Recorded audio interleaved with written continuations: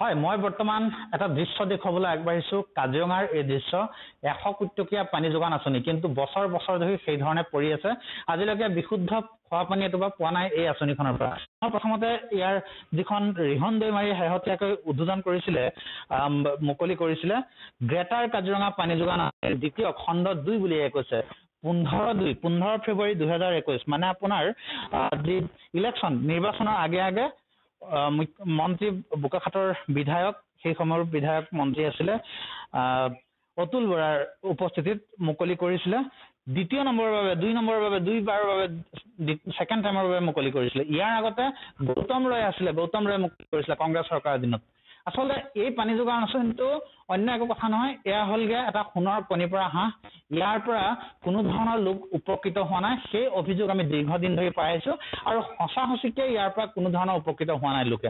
কাৰণ ইয়াৰ যি এলেকা আছিলে প্ৰায় 20খন গাঁও, কাজিৰঙা বৃহত্তৰ কাজিৰঙা অঞ্চলৰ প্ৰায় 20খন গাঁও সাঙুৰি এই পানী যোগান, গ্ৰেটাৰ কাজিৰঙা পানী যোগান আঁচনিটো সেই সময়ত তদানীন্তন কংগ্ৰেছ চৰকাৰৰ দিনত কৰা হৈছিলে। তেওঁলোকে এটা চিন্তা কৰিছিলে আৰু গাঁৱৰ ৰাইজ যথেষ্ট উপকৃত হ'ব বুলি ভাবিছিলে। কিন্তু আজিৰ তাৰিখতো বিভিন্ন সা সৰঞ্জাম আমি দেখুৱাইছো এই ধৰণে বেয়া হৈ পৰি আছে। সা সৰঞ্জাম বেয়া হৈছে, আনকি ইয়াৰ যিসকল কৰ্মচাৰী, সেই কৰ্মচাৰী এজন দুজনকৈ নাইকিয়া হৈ এতিয়া নাই। এজন মাত্ৰ কৰ্মচাৰী আছে, তেওঁ দৰমহা নোপোৱা কৰ্মচাৰী, ওচৰতে ঘৰ কাৰণে তেওঁ চলাই থাকে। ইয়াৰ যথেষ্ট, ইয়াৰ পানীৰ যি ছিষ্টেম, সেই গোটেই ছিষ্টেমটো অত্যন্ত বেয়া অৱস্থা। আৰু এই বেয়া অৱস্থাৰ কাৰণেই এনেকৈ আচলতে দীৰ্ঘদিন ধৰি পৰি আছে। কিন্তু চৰকাৰ পৰিৱৰ্তন হৈছে, পৰিৱৰ্তনৰ চৰকাৰ হৈছে, কিন্তু এই শ্লোগানে আচলতে এই আঁচনিখনক ঢুকি পোৱা নাই। ৰাইজৰ ৰাজহৰ ধনেৰে 100 কোটি টকা ব্যয় কৰা হৈছে এই আঁচনিখনৰ নামত, কিন্তু এই আঁচনিখনৰ পৰা কোনো ধৰণৰ কোনো লোক উপকৃত হোৱা নাই। মই ইয়াৰ এগৰাকী এমপ্লয়ী আছে, কৰ্মচাৰী আছে, কৰ্মচাৰীৰ সৈতে মই কথা পাতিম। ইয়াত কেনেধৰণে কাম চলি আছে বা তেওঁলোকে কি কি কাম কৰে, সেই গোটেই কৰ্মচাৰী আছে। চাওঁ অকণমান এই যে পানী যোগান আঁচনিটো, ইয়াৰ পৰা মানুহ উপকৃত হৈছে নাই বাৰু? নাই, এতিয়া বৰ্তমান হোৱা নাই, এতিয়ালৈকে নাই। হোৱা নাই। কি কি আছিলে ইয়াত, কাম কি কি হয়নো? কামটো ইয়াত মানে পানী আঁচনি আৰু আমাৰ এইটো মানে অফিচাৰ অহা ৰুমো আছে। ইয়াত অফিচাৰ আহি থাকে। বহুত দিনৰ পৰা এনেকে আছে। আৰু কেইবাৰ মুকলি হৈছে এইটো এতিয়া লগাই আপোনাৰ দুবাৰ মুকলি হৈ গ'ল, কিন্তু পানী ৰাইজে খাব পৰা নাই। এতিয়া ইয়াত তোমালোক থাকা, তোমালোকক পইচা পাতি দিয়া নাই? নাই, মোৰ দৰমহাটো হোৱা নাই এতিয়ালৈকে। মোৰ থকা ইয়াত মানে 13 বছৰ হৈ গ'ল। প্ৰথম মানে ইয়াত ডিচিপিয়ে মাটি কটাৰ পৰা মই আছো। কেনেকুৱা চলি আছে?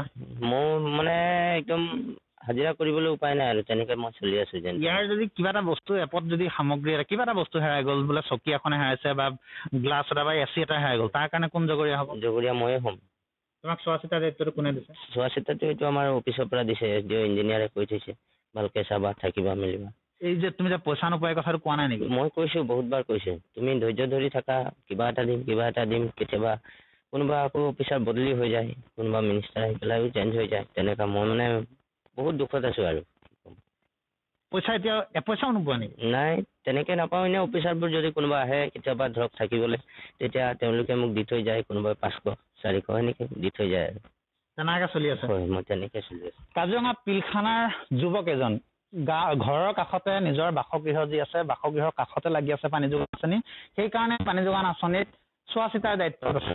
কিন্তু আজিলৈকে দৰমহা পোৱাৰ নামত একো নাই। মই এগৰাকী স্থানীয় সাংবাদিক আছে, তেওঁৰ সৈতে কথা পাতিম। তাৰ পূৰ্বে এটা কথা কৈ ল'ব বিচাৰিছিলো, যি সময়ত নেকি অফিচাৰ আহে আৰু যায়, কিন্তু অফিচাৰৰ এই ইয়ালৈ যিটো চেণ্টিমেণ্ট থাকিব, এই চেণ্টিমেণ্ট কংগ্ৰেছ চৰকাৰ পৰা হোৱা নাছিলে। আজি তাৰ কাৰণে কি বিভিন্ন সা সামগ্ৰী আমাৰ পিছফালে যি আছে, বিভিন্ন সা সামগ্ৰী এনেকৈ পৰি আছে, ভাঙি গৈছে। আমি ইতিপূৰ্বে বাতৰি পৰিৱেশন কৰিছো। এইবাৰ আকৌ পৰিৱৰ্তন হৈছে, চৰকাৰ পৰিৱৰ্তন হৈছে। এইবাৰ হিমন্ত বিশ্ব শৰ্মা মুখ্যমন্ত্ৰী। আমি মুখ্যমন্ত্ৰীক আমাক অনুৰোধ জনাইছো, লগতে অনুৰোধ জনাইছো বোকাখাটৰ স্থানীয় বিধায়ক, এই অঞ্চলটো বোকাখাট বিধানসভা সমষ্টিৰ অন্তৰ্গত কাজিৰঙা এলেকাৰ বোকাখাটৰ স্থানীয় বিধায়ক মন্ত্ৰী অতুল বৰা লগতে অনুৰোধ জনাইছো সৰকা মাত মাতি, আমি পথাৰত দেখা পাইছিলো মাত মাতি থকা, আজিৰ তাৰিখত বিধানসভাত অখিল গগৈ আপোনাক আমি অনুৰোধ জনাইছো এই বিষয়টো গুৰুত্ব, কাৰণ আপোনাৰ যি অৰ্কিড পাৰ্ক আছে, অখিল গগৈ নেতৃত্বৰ যি কৃষক মুক্তি সংগ্ৰাম সমিতিয়ে চলা অৰ্কিড পাৰ্ক, ইয়াৰ পৰা মাত্ৰ 3 কিলোমিটাৰ আঁতৰত, তাতো ইয়াৰ পানী যাব, যাৰ কাৰণে আমি অনুৰোধ জনাইছো। স্থানীয় সাংবাদিক চন্দনৰ সৈতে কথা পাতিম। একদম পোনে পোনে কথাটো কি, আমি নিজে দুবাৰ বাতৰি কৰিছো, দুবাৰকৈ মুকলি হোৱাৰ বাতৰি কৰিছো। হয়, আপুনি যি কথাটো কৈছে, মানে আজিও আমি সেইধৰণে অভিযোগ পোৱা মৰ্মে আমি ইয়াত আহি উপস্থিত হৈছিলোঁ। পাছত দেখা পাইছোঁ এইবিলাক আচলতে দেখি আমাৰ খুব লাজ লাগিছে আৰু মানে ক'বলৈও বেয়া লাগিছে। আচলতে আমি ভাবিবলৈ বাধ্য হৈছোঁ যে এইটো এটা ইলেকশ্যনৰ চমক। আচলতে পূৰ্বতে দেখিছিলোঁ আমি বিধানসভা ইলেকশ্যনৰ আগত কংগ্ৰেছৰ যি মন্ত্ৰী আছিলে গৌতম ৰয়, তেখেতে এবাৰ উদ্বোধন কৰিলে, তাৰপিছতে তেনেকুৱা ভোট বাংলালৈ পাছত পৰিণত হ'ল। এতিয়া আকৌ দেখিলোঁ আমি বিজেপি চৰকাৰ থাকোঁতে অতুল বৰাৰ নেতৃত্বত আমাৰ ৰিহন দৈমাৰী আছিলে, লগতে অতুল বৰা ডাঙৰীয়াও আছিলে ইয়াতে উদ্বোধন কৰাৰ সময়ত। এতিয়াও সেই পুনৰ সেই ভোট বাংলাৰ দৰে পানী পাইছে নাই? এতিয়া ৰাইজে পানী পাইছে নাই?